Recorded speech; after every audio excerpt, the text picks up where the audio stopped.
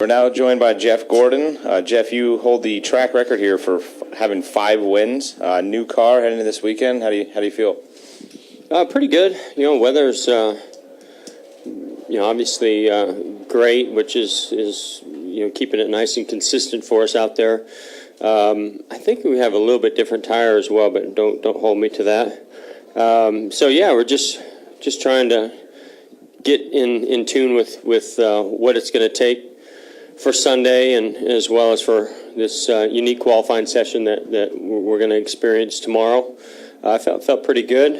I drove in Hunger Chevrolet. We were just working on race runs and trying to keep the rear grip in the car, which something we struggled here with last year as well, and felt like we took off pretty good on runs, and then really lost the rear grip. So something we're dealing with again today, and some of it's in the setup, and some of it's just that's Sonoma.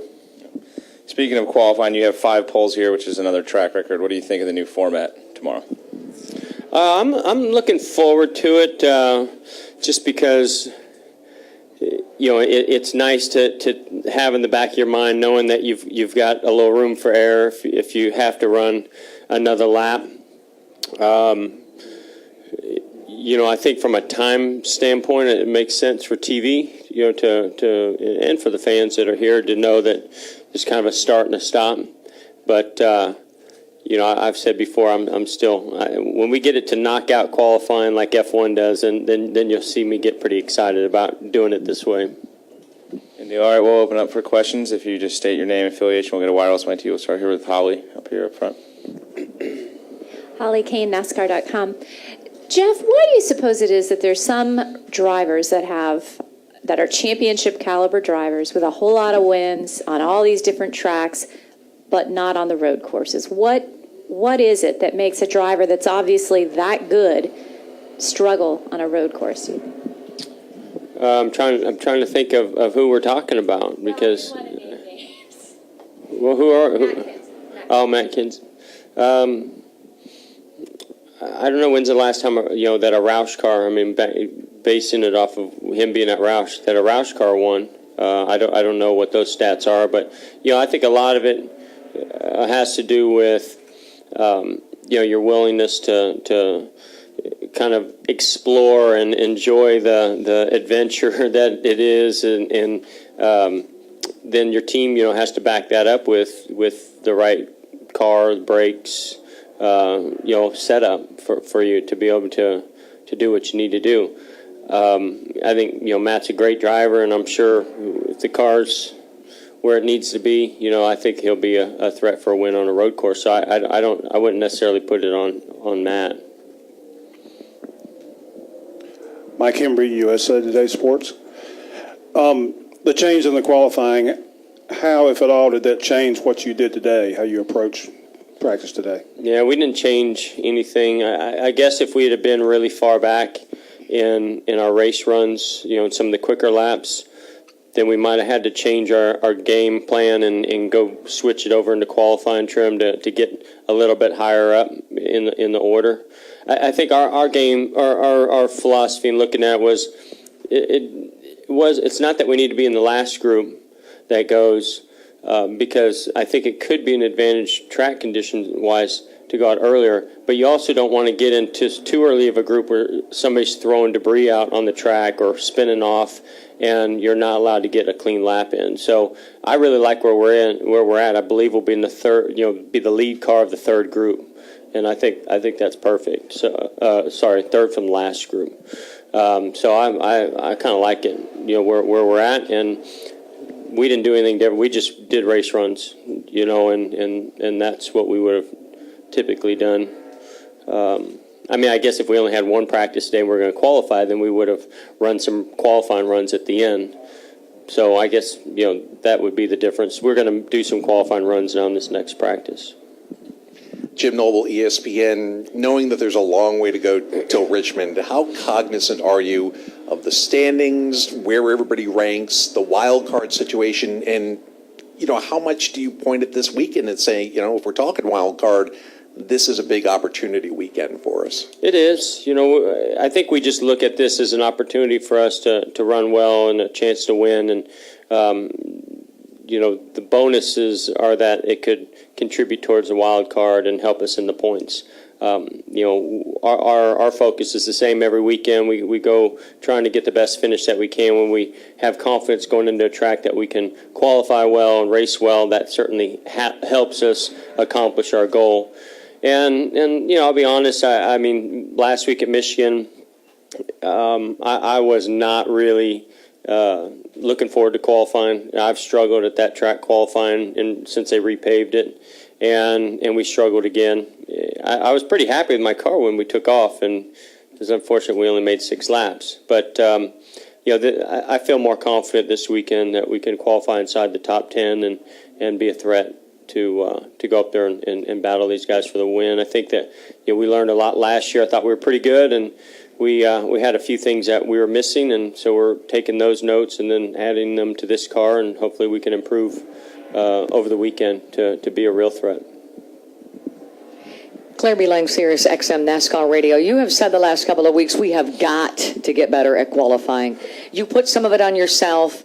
What is it? I mean, certainly you've been around a long time. You've got to be a great qualifier. What is it that you guys have to work on? What is the issue there? Oh, I put a lot of it on myself. I think I've got to be able to give, good information back to the team to help them make adjustments, and you got to go out and be aggressive. And, if the car just doesn't feel right, and you just don't really have that confidence in it, then you're not going to go out there and go fast. And, on those types of racetracks, particularly like Michigan, a repave, really rock hard tire, that's what I've struggled with the last several years. Whether it's old school, whether it's me just getting old, or we're just missing something. But, I'm sure if Alan sat in here and he'd probably say the same thing. And that's why we're able to work through it, and go week to week and not tear one another's heads off, because, it's my job to give him confidence in what he's doing, his job to give me confidence in what I'm doing. But we also know that's something we have to work on. And the nice thing about this weekend is more traditional, right? This is pretty typical tire, typical track.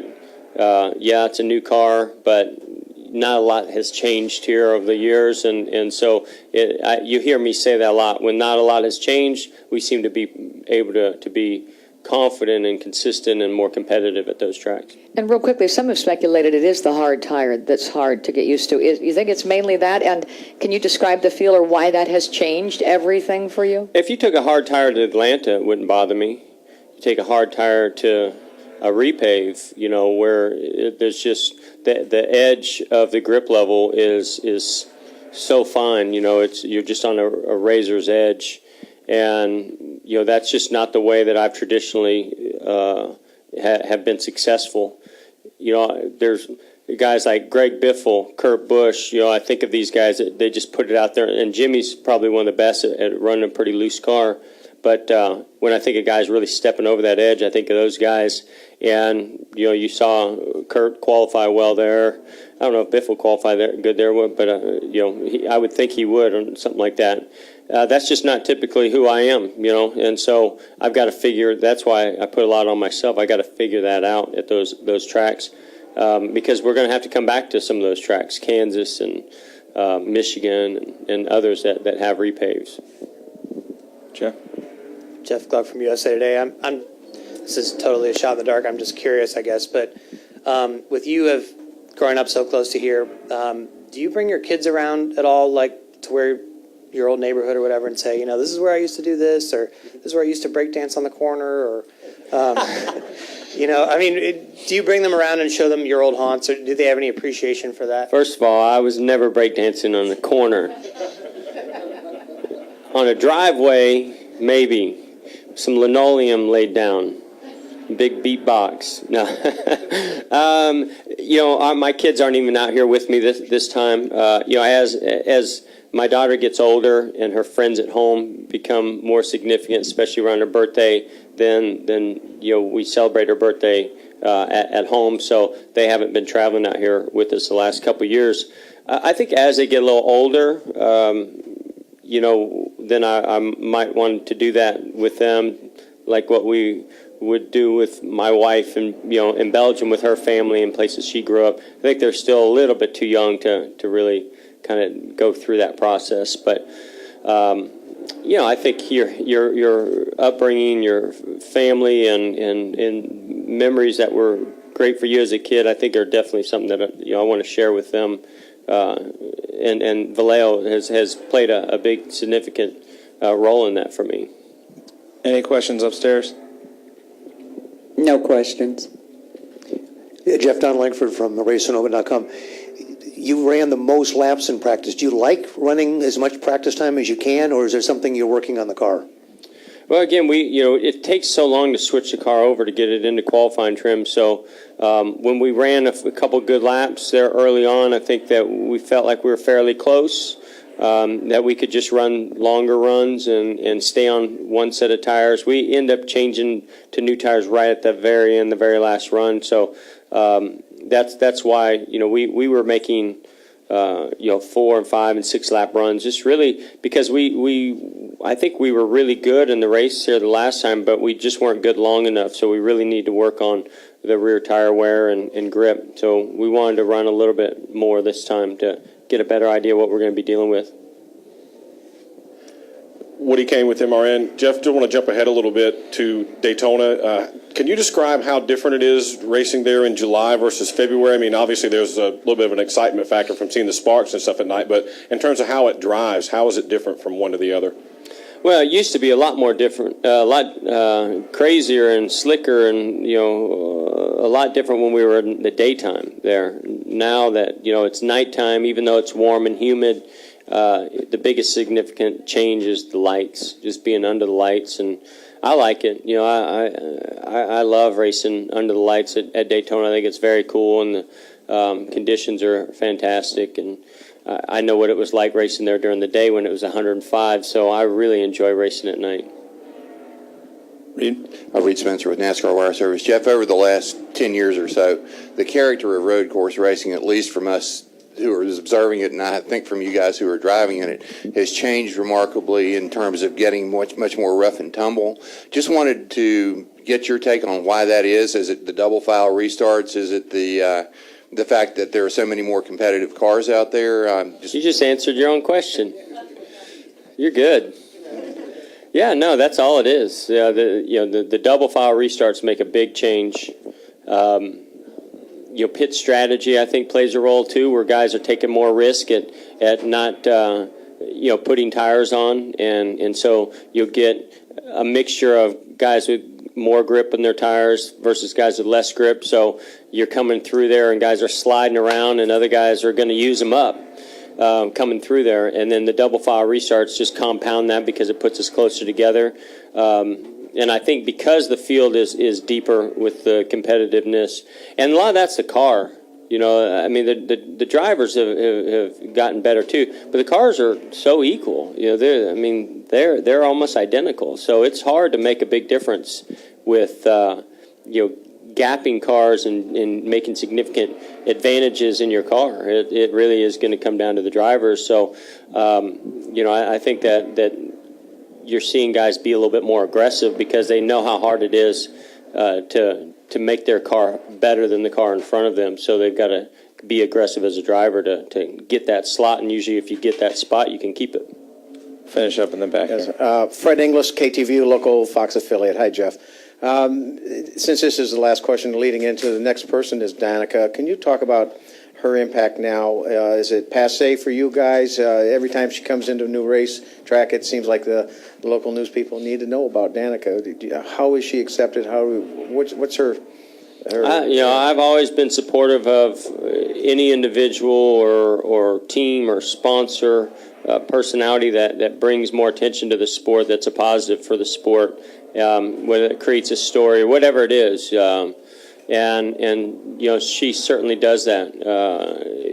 I think people are very interested in what she's doing, and she is a great race car driver, and I think it's fantastic that people want to learn more about her, and